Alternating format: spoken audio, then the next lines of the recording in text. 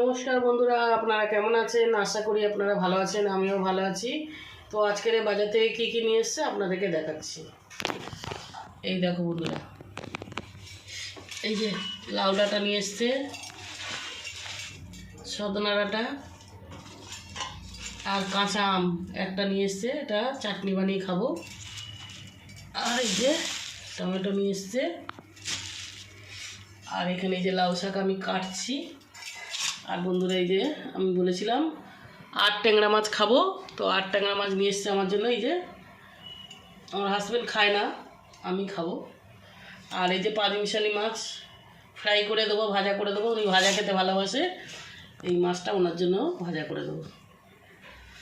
আর এই আর ট্যাংরা মাছটা বড় আছে। তো চলো বন্ধুরা, কেটে পরিষ্কার করে নিই। এটা নদীর মাছ তো, মানে সমুদ্রের নদীতে তো হয়, তো এই জন্য ছালগুলো একটু এরকম হয়, কিন্তু তাজা, একদম তাজা আছে মাছটা।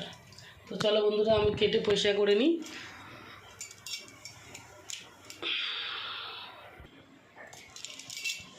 এটা কি মাছ আমি জানি না, কি নাম, ভাজা খেতে খুব ভালো লাগে। আর এই যে পমফ্রেট মাছ।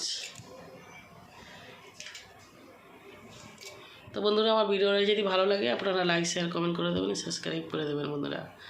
নমস্কার বন্ধুরা।